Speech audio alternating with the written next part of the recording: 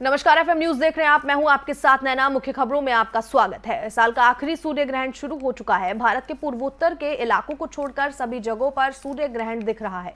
ग्रहण का सूतक सुबह 4 बजे से लगा हुआ है। इस बार दिवाली के बाद सूर्य ग्रहण पड़ने के कारण गोवर्धन पूजा नहीं मनाई जा सकी। अब 26 अक्टूबर को गोवर्धन पूजा और भाई दूज दोनों एक साथ मनाए जाएंगे। इसके बाद 8 नवंबर को साल का आखिरी चंद्र ग्रहण होगा। धार्मिक मान्यताओं के अनुसार सूर्य ग्रहण के दौरान सभी तरह के खाने पीने की चीजें अपवित्र हो जाती हैं। इस कारण से खाने पीने की चीजों में तुलसी के पत्ते डाल दिए जाते हैं ताकि सूर्य ग्रहण का नकारात्मक प्रभाव उन पर ना पड़े।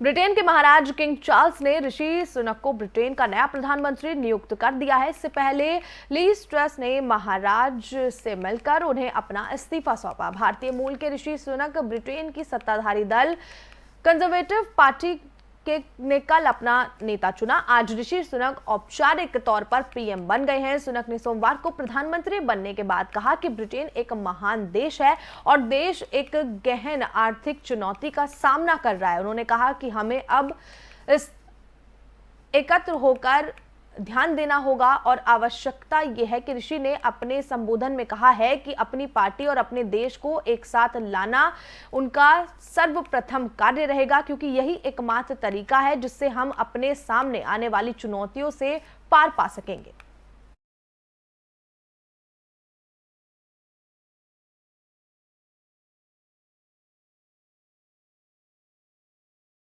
ऋषि सुनक के ब्रिटेन के पीएम बनने पर पीएम मोदी ने बधाई दी है। उन्होंने ट्वीट कर ऋषि सुनक को बधाई दी। पीएम मोदी ने ट्वीट में लिखा कि जैसे ही आप यूके के पीएम बनते हैं, मैं वैश्विक मुद्दों पर एक साथ मिलकर काम करने के लिए आपसे चर्चा करूंगा और रोड मैप 2030 को लागू करने के लिए तत्पर रहूंगा। पीएम ने लिखा कि सुनक की जीत उस दिन हुई जब दुनिया भर में हिंदुओं ने दीपावली के 5 दिवसीय त्योहार की शुरुआत की। बुराई पर अच्छाई की जीत का उत्सव सत्तारूढ़ टोरेस का नेतृत्व करने के लिए लीज ट्रस से हारने के कुछ ही हफ्तों बाद सुनक ने भाग्य में एक आश्चर्यजनक उलटफेर किया। वरिष्ठ बैकबेंचर ग्राहम बेरेड ने कहा कि पेनी मॉर्डनेट बोरिस जॉनसन के नाटकीय रूप से बाहर निकलने के बाद अंतिम प्रतिद्वंदी अपने साथी सांसदों से आवश्यक 100 नामांकन हासिल करने में विफल रही।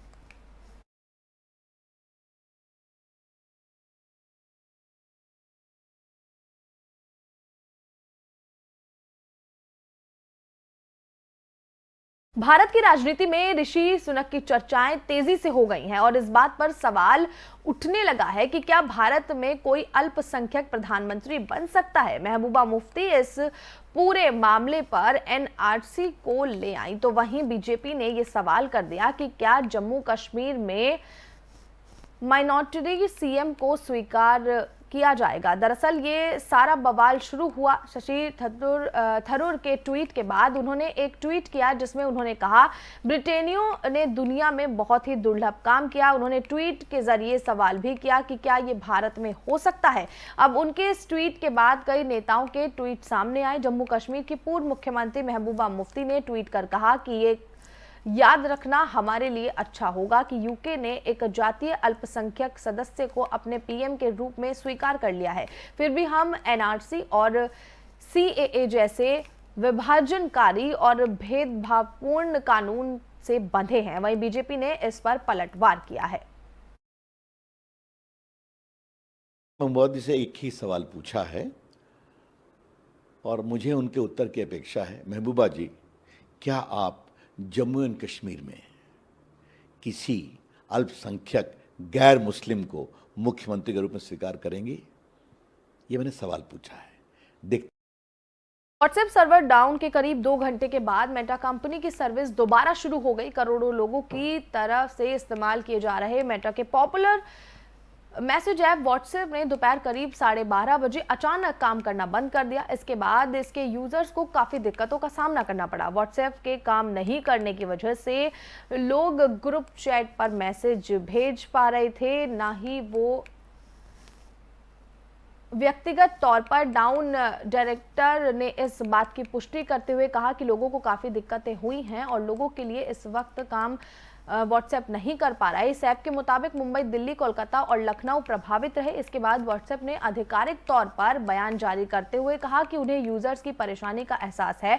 मेटा कंपनी ने आगे कहा कि हम जानते हैं कि कुछ लोगों को संदेश भेजने में समस्या हो रही है और हम जल्द से जल्द सभी के लिए व्हाट्सएप को दोबारा बहाल करने के लिए काम कर रहे हैं।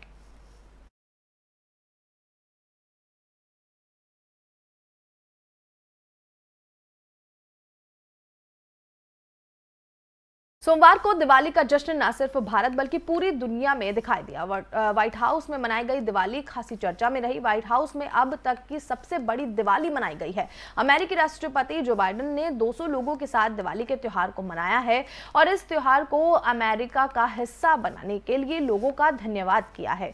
अमेरिका के राष्ट्रपति जो बाइडेन और उनकी पत्नी डॉक्टर जिल बाइडेन ने व्हाइट हाउस में दिवाली मनाई। इस दौरान उनके साथ 200 से अधिक मशहूर भारतीय अमेरिकी मौजूद रहे। यही कारण है कि ये दिवाली अब तक की सबसे बड़ी दिवाली समारोह बन गई है। आपको यहाँ ये जानकारी दें कि व्हाइट हाउस में दिवाली मनाने की परंपरा काफी पुरानी है। दिवाली मनाने की शुरुआत जॉर्ज बुश प्रशासन के दौरान हुई थी, जो आज तक चली आ रही है। व्हाइट हाउस में आयोजित दिवाली कार्यक्रम में कई सांस्कृतिक कार्यक्रम का भी आयोजन देखा गया। इस दौरान भारतीय संस्कृति की झलक देखने को मिली।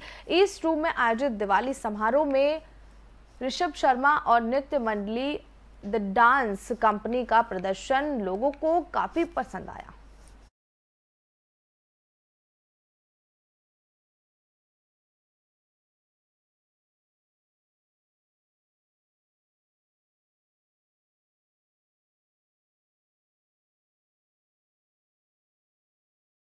भारतीय मूल के ब्रिटिश सांसद ऋषि सुनक के ब्रिटेन का नया प्रधानमंत्री चुने जाने को अमेरिकी राष्ट्रपति बाइडेन ने बेहद अद्भुत और अभूतपूर्व मील का पत्थर बताया है। समाचार एजेंसी पीटीआई के मुताबिक 24 अक्टूबर को व्हाइट हाउस के दिवाली उत्सव में राष्ट्रपति बाइडेन ने कहा कि रोशनी का पर्व याद दिलाता है कि हम में से हर एक के पास अंधकार को दूर करने और दुनिया में उजाला फैलाने की क्षमता है।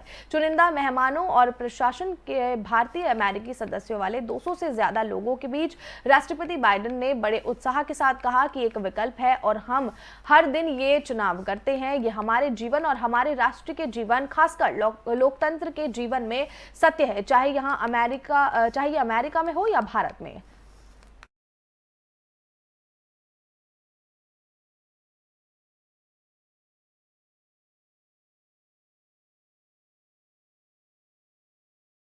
झारखंड की राजधानी रांची में एक बस में आग लगने से 2 लोगों की जिंदा जलकर मौत हो गई। ये दोनों ड्राइवर कंडक्टर दिवाली पर पूजा करने के बाद बस के अंदर ही दिए जलाकर सो गए थे। बताया जा रहा है कि दिए से बस में आग लगी। धीरे धीरे आग ने पूरी बस को चपेटे में ले लिया। हादसा सोमवार रात 1 बजे हुआ। मुख्यमंत्री हेमंत सोरेन ने हादसे पर दुख जताया। उन्होंने ट्वीट पर लिखा कि रांची के खादगड़ा बस स्टैंड में बस में आग लगने से ड्राइवर और खलासी की मृत्यु अत्यंत पीड़ादायक है। परमात्मा दिवंगत आत्माओं को शांति प्रदान करे, शोकाकुल परिवार को दुख की विकट घड़ी सहन करने की शक्ति दे।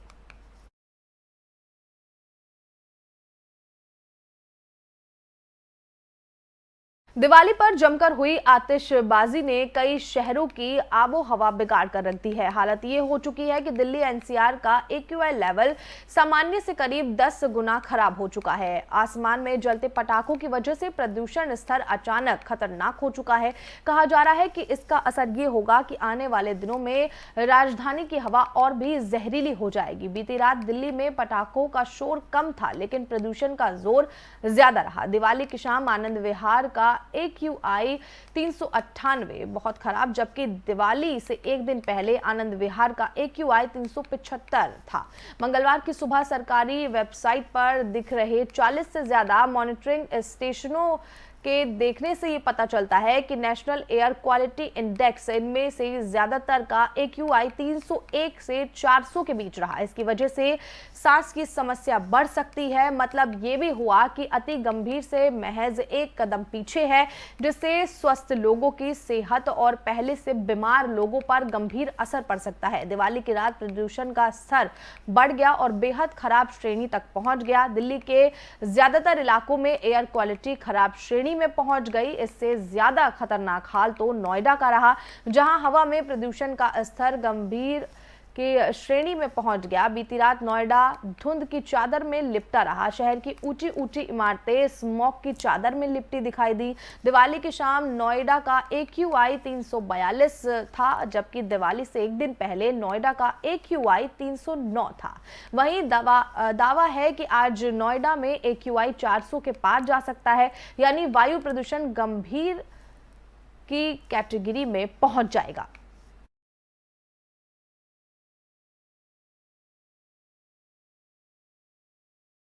केरल के राज्यपाल आरिफ खान ने 9 विश्वविद्यालयों को कुलपतियों को पद छोड़ने के आदेश देने के बाद अब कुलपतियों ने हाई कोर्ट से गुहार लगाई। केरल उच्च न्यायालय में मामले पर बैठक होगी।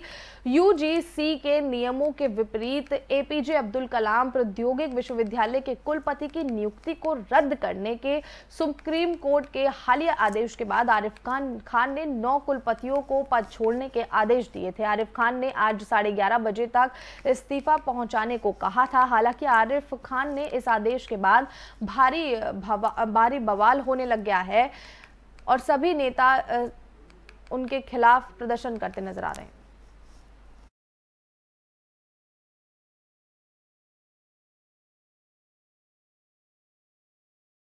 की खबरों में फिलहाल इतना ही। बाकी की खबरों को देखने के लिए बने रहें FM न्यूज के साथ। नमस्कार।